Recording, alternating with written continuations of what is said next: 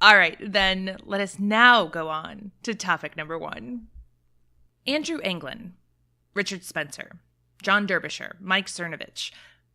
The names might not be familiar to all of our listeners, but these 4 men, along with lots of others, share 2 things in common.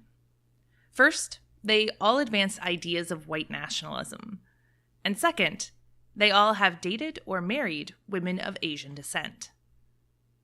The New York Times covered the trend last week, but they were far from the first to notice. In fact, it's hard not to notice when someone who spends his days blathering on about the purity of the white race spends his nights pursuing Asian women. And look, I'm definitely not going to argue that racism adheres to the strictest dictates of logic, but this seems particularly disconnected. So, Neil, what's behind what seems like a pretty blatant contradiction? Yeah, well, I think if it was only one example, say if it was just Richard Spencer, who was married to a woman of Asian descent, I think we would all easily reach for the word hypocrisy or hypocrite to describe this. But you point out that this is actually quite common within the white nationalist world.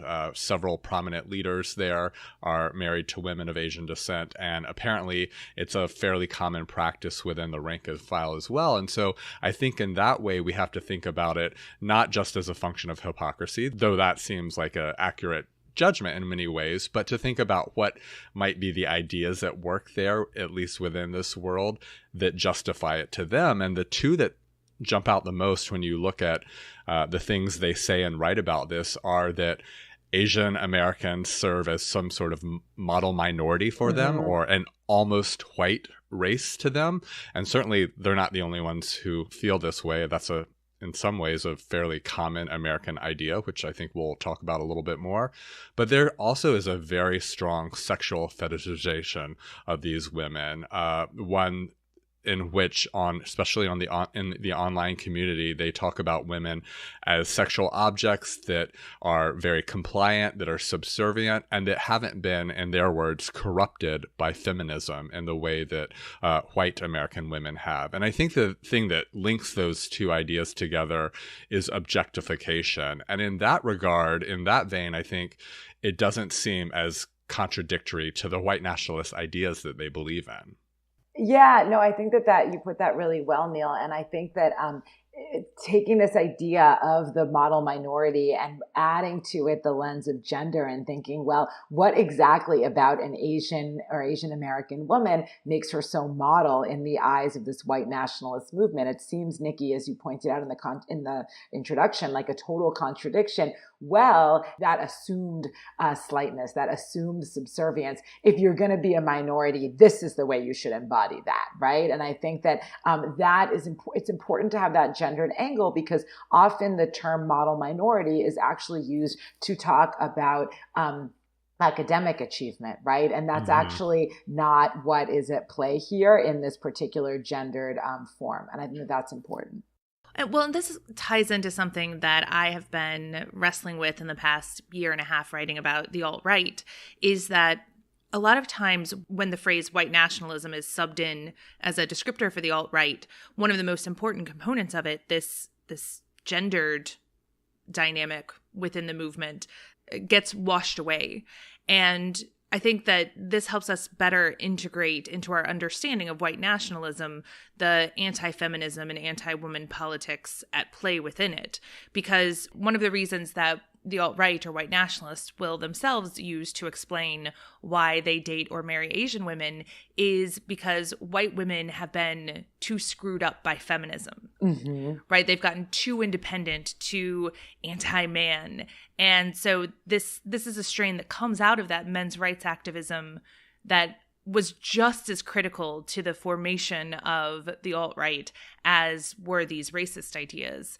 And because some of these figures actually have just been white nationalists for a very long time, long before there was anything like an alt-right, I think it helps us better understand how deeply embedded gender ideas have been to white nationalism from the beginning, and that should always be part of the conversation about these racist ideas, is the gendered ideas behind them as well.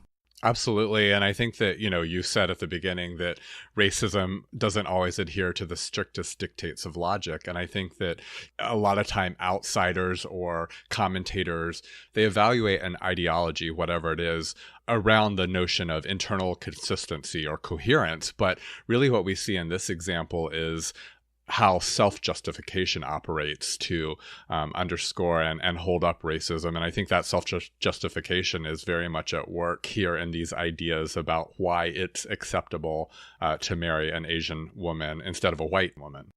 Although, what's so interesting? I was thinking about this as I was reading about this alt-right Asian fetish, as the New York Times put it. We, of course, know that historically segregationists and slaveholders would have sex or would rape Black women, that the color line did not always extend to sexual relations or sexual violence. And what strikes me as different is that those relationships tended to happen out of sight, that they were not folded in to the racist ideology in quite the same way that this is. And that I think gets to the model minority stereotype and why there is a difference between how these relationships are treated, even though they're both a function of various types of racisms and sexisms. Well, I think that's a salient comparison.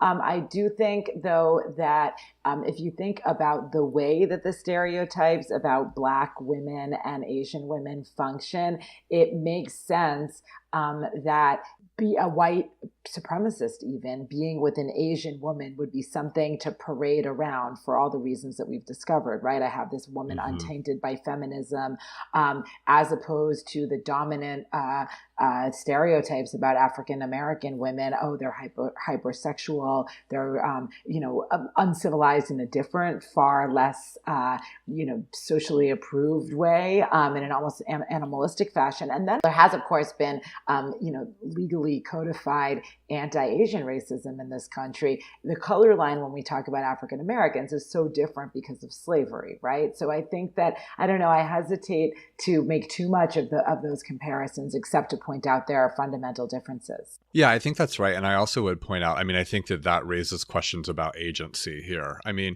African-American women didn't have agency in the scenarios you're describing, Nikki. Certainly there was likely consensual relationships, but the majority of them were relationships of sexual violence and assault. That seems very different to me than the Asian American women who are willingly entering into relationships and marriages with these white men. So how would we talk about them that's different from the way we would speak about African American women in the scenarios that you described? Neil, that is such a crucial point, and it is so important, because if we just make this a conversation about why white American men like Asian women and even equate that with these relationships with Black women, especially during slavery, we kind of reiterate the problem, don't we? By not giving voice or seeking out the voices of Asian women in these situations. Well, in that New York Times article, Nikki, that you referred to, I thought that one of the interesting points was the idea that, like any minority group who has chances to have proximity to whiteness and other forms of power, of course, one reason some Asian women might be in these relationships or might even play into some of these stereotypes is because there's social benefits conferred when you conform to what people expect of you, especially when it has this kind of positive cast, like some of the dominant stereotypes about Asian people do. Right. And I think that also ties into some work that I had done on the women of the alt-right. Why would a woman join a movement that is deeply anti-feminist and anti-woman? And it's for those same reasons, right? There are power calculations that go into it. And there are also, overriding ideologies. It is not impossible for someone who is not white to be a white nationalist. Right. Yeah, I'm embarrassed to say that I knew almost nothing, let's just say nothing, about this Asian fetish. But clearly this is a huge thing. These memes that the articles that we read for this refer to have, are shared thousands and thousands of times. And I think that the agency question is crucial. And Yeah, in many ways, the model minority myth, because it has that positive cast to it, there are real benefits to participating in it. And so, yeah, Nikki, to your point that can you be a white nationalist and not be white? What a perfect example this is that doesn't totally defy logic. Right. And relatedly, we should say that stereotypes about Asian men play into this as well.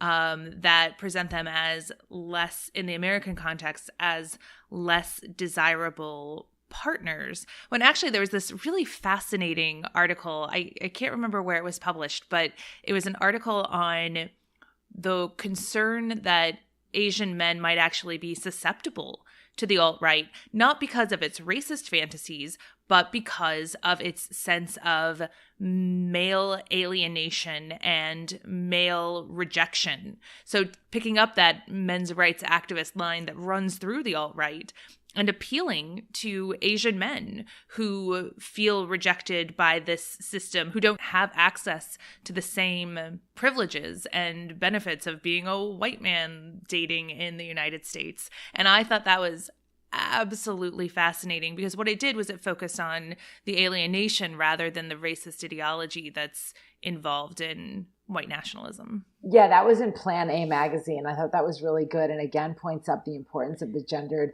lens here, because if Asian American women are more attractive to white men for all these problematic reasons, then that article that you're talking about in Plan A kind of turns that and says, well, yeah, the impact on Asian men is that they feel alienated because the stereotypes that are put upon Asian men, at least in terms of relationships and sexuality and gender, are all pretty much unfavorable, right? And so I think that's important to look at as well, and also really qualifies this whole model minority thing.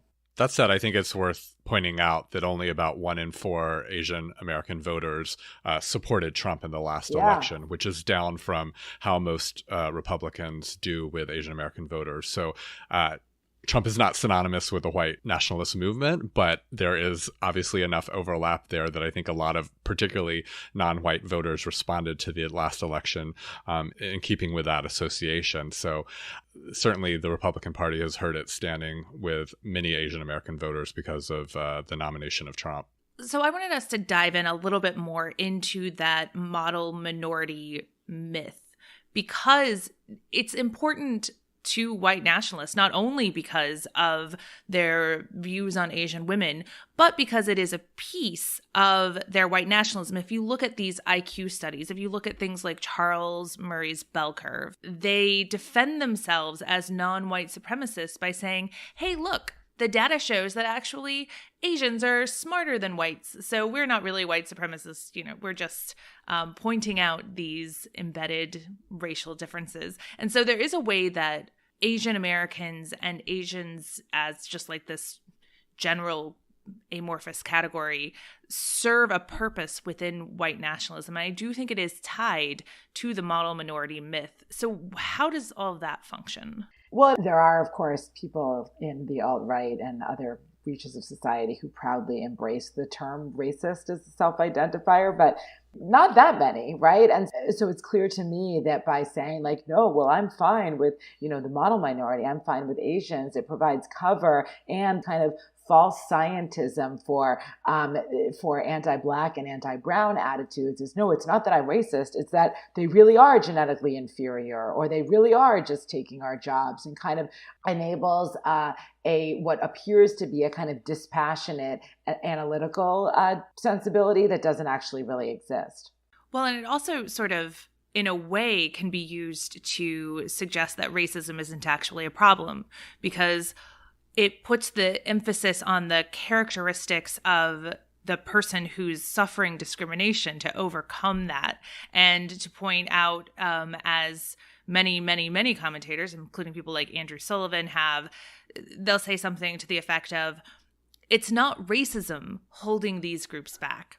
What it is their unwillingness to maintain two-parent families and to work hard and to get a good education. If they did all of those things, they could be like the model minority over there and succeed and thrive and even surpass the achievements of white Americans. So it puts the blame for the consequences and effects of racism on the people who are suffering the discrimination. It also, and we maybe have been guilty of this so far as well, but I think because we are echoing the rhetoric of the phenomenon which we discussed, it also groups all Asians together as one thing. That is just wrong for very obvious reasons, right? That Asian Americans come from a wide variety of countries.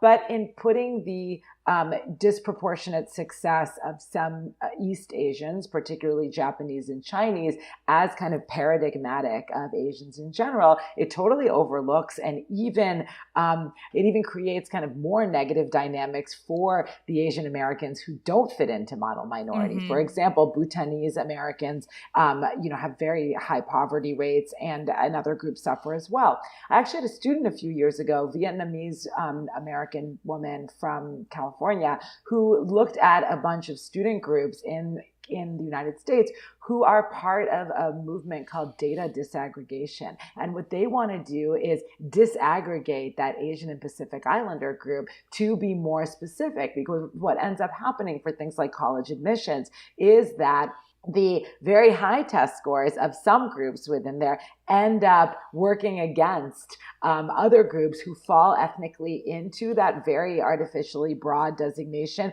but who have not enjoyed some of the same opportunities and benefits that other groups have. So I think that that's super important and historically rooted, right? If you think that many of the more highly educated Asian groups who came to this country came after the Hart-Celler Act in 1965, before that, many Asian American groups who lived here actually were treated like or treated worse than African Americans and seen as a totally uneducated source of manual labor. So I think it's important, as always, to think historically about this. Well, and we should also say that in addition to disaggregating this artificially broad category, to understand better the history of why certain Asian Americans were able to succeed in the United States, Jeffrey Guo at the Washington Post has written about this really well, to talk about how the period in which Asian Americans began to do better economically, educationally in the United States was during a period in which there was less racism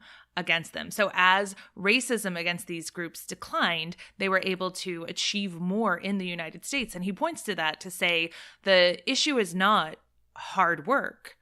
The issue is structures of oppression and discrimination. And when you remove those barriers, then people are able to achieve more. And this won't be a shocking argument to anyone in our audience, but it really does push back against what I think are some deeply embedded assumptions about this model minority, which we should say Ellen Wu at Indiana University has been doing great writing on this topic, including her book, Color of Success. So if you are interested in learning more about this, that's a great place to start. All right. Well, since we have now given you all homework, we will wrap it there. Listeners, if you have thoughts on the alt-right's Asian fetish, come chat with us about it on Facebook, on facebook.com/pastpresentpod. And if you'd like to become a patron of the show, join us on Patreon at patreon.com/pastpresentpodcast.